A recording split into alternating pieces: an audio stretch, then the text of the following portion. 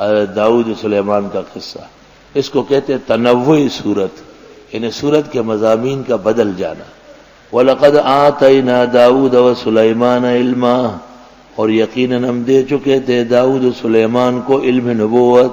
وقال الحمد للہ الذی فضلنا، فرمایا دونوں نے شکر ہے اللہ کے لیے جس نے برتری دی ہم کو، علی کثیر من عباد المؤمنین، بہت سارے مسلمان بندوں پر. خدا کا شکر ہے جس نے ہمیں تفسیر کا موقع دیا رمضان المبارک میں، مسجد کے ماحول میں بہت سارے بندوں پر. وورث سلیمان داؤد، وارث ہوئے سلیمان حضرت داؤد کے علم نبوت کے. وقال یا ایھا الناس، لوگوں، علمنا منطق الطیر، ہم کو پرندوں کی بولی سکھائی گئی. حضرت کو اللہ نے یہ معجزہ دیا تھا کہ پرندوں کی باتیں جانتے تھے. جب پرندوں کی منطق پر شکر ہے تو انسانوں کی منطق سیکھنا ضروری ہے.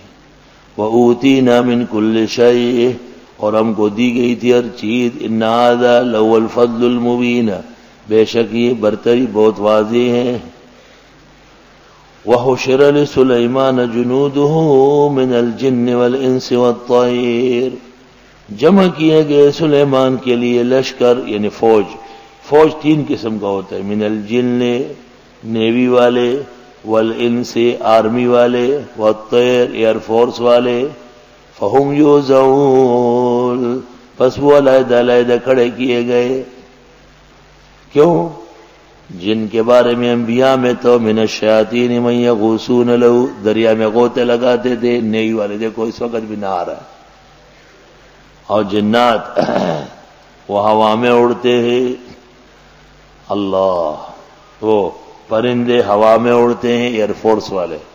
اور حکومت جب بھی بنے گی انسانوں کی، آرمی والوں کی، تو 3 فورس سلیمان کہتے 3000 سال کا عرصہ گزر گیا، کوئی اور 4تھی فوج نہ بن سکی.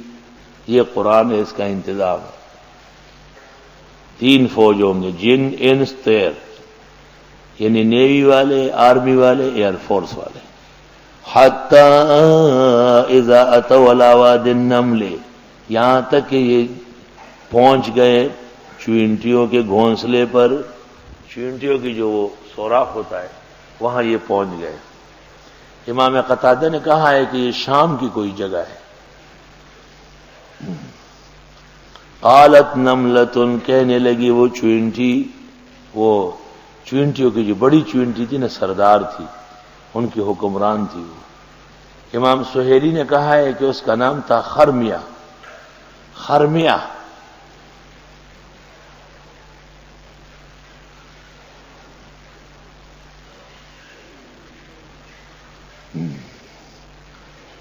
یا ایھا النمل ادخلوا مساکنکم، تمام چینٹی اپنے سوراخ سے باہر کھڑی تھی اپنے بل سے. اور اچانک سلیمان کا تخت جو تھا وہ ہوا میں اڑ رہا تھا. تو طریقہ یہ ہوتا تھا کہ پہلے اس کو انسان دھکا دیتے تھے، جب وہ تھک جاتے تھے تو پھر جنات، پھر تخت اتنا تیز ہو جاتا تھا کہ پھر فضا میں اڑتا تھا، جنات بھی رہ جاتے تھے، اور وہ لوگ جلدی جلدی اپنی اپنی کرسیوں پر بیٹھتے تھے. اس دوران جب تخت سلیمان شاہی جلال سے جا رہا تھا، لوگ پیچھے لگے ہوئے دھکے دے رہے تھے. تو ایک چینٹی نے اپنی چینٹیوں سے خطاب کیا. تبلیغ والے کہتے ہیں کہ یہ تبلیغ جماعت کے امیر تھی. یا ایھا النمل، اے چینٹیوں، ادخلوا مساکنکم، داخل ہو جاؤ اپنے اپنے گھروں میں، فوراً اندر جاؤ، مورچے سنبھالو. لا یحطمنکم سلیمان وجنودہ، کچل نہ دے تم کو سلیمان و اس کے لشکر. وہم لا یشعرون، ان کو پتہ بھی نہیں چلے گا. یعنی چینٹی بھی جانتی ہے کہ سلیمان لا یشعر، لیکن احمد رضا نہیں جانتا، اور وہ کہتے ذرہ ذرہ جانتے ہیں. ایک چینٹی کا علم ان مبتدئین سے زیادہ ہے. سلیمان پیغمبر جاؤ جلال و معجزات کے ساتھ سامنے، اور چینٹی کہہ رہی لا یشعرون، ان کو ہمارا پتہ بھی نہیں چلے گا، کچل دیں گے. روح المانی میں ہے سلیمان علیہ السلام نے چینٹی سے پوچھا مجھ سے اتنا خوف کیوں ہے؟ کہا حضرت اس لیے کہ آپ کو علم غیب نہیں ہے. جس کو علم غیب نہ ہو وہ ضرور زیادتی ہو سکتی ہے اللہ. اور فرمایا میں نے تو پہلے کہا وہم لا یشعرون، اس زمانے میں چونٹی جب مر جاتی اس کی آواز و فریاد ساتوں آسمانوں میں پہنچتی. سلیمان علیہ السلام نے اللہ سے دعا کی خدایا یا ان چونٹیوں کو ختم کر یا ان کی آواز مدم کر. آواز ختم ہو گئی. فتبسم ضاحکا من قولها، مسکرائے حضرت ہنستے ہوئے اس کی بات پر کہ اتنی ننھی سی مخلوق اور اپنی قوم کی فکر کر رہی ہے. وقال رب اوزعنی، فرمایا پروردگار توفیق دے ان اشکر نعمتک التی انعمت علی وعلی والدی، کہ میں شکر بجا لاؤ احسان کا جو آپ نے مجھ پر میرے ماں باپ بھی کیے. بیٹے پر یہ بے فرض ہے کہ ماں باپ پر خدا کی نعمتوں کا شکر کرے. وان اعمل صالحا، اور عمل کروں نیک ترضا جو آپ کو پسند ہو. وادخلنی برحمتک فی عبادک الصالحین، داخل کرے مجھے اپنی رحمتوں میں اپنے نیک بندوں کے ساتھ. یہ حضرت سلیمان کا ایک سفر ہوا. ایک دوسرا واقعہ وتفقد الطیر، اور حضرت نے حاضری لی پرندوں کی. پرندوں کی حاضری، جب پرندوں کی حاضری ہے تو دورے والوں کی کیسے نہیں ہوگی. فقال ما لی لا اری الہدہد، فرمایا کیا ہوا میں دیکھ نہیں رہا ہوں ہدہد پرندے کو. مولا چرگگ منگوتے گڑی چرگوائی، یہ چتکبرا پرندہ ہوتا ہے اور اس کے سر پر تاج ہوتا ہے. دمیری نے حیات الحیوان میں لکھا ہے کہ اس کا خون تعویذ عشق کے اندر مؤثر ہے. اب وقت نہیں ہے، کام زیادہ ہے، ورنہ کسی زمانے میں ہم یہاں بڑے ابحاث کرتے ہیں. ام کان من الغائبین، یا وہ ہے ہی نہیں. اس طرح ترجمہ ہی نہیں کہ وہ غائبین میں سے، یا وہ ہے ہی نہیں. سلیمان نے کہا کہ ادھر پیچھے بیٹھا ہوا ہے، پھر مجھے نظر نہیں آیا ہی نہیں آج. یعنی حضرت سلیمان کو علم غیب نہیں ہے، اس کو یہ فیصلہ نہیں کرنا ہے، لوگوں سے پوچھ رہے ہیں. اس کے بعد پتہ چلا کہ واقعی نہیں ہے.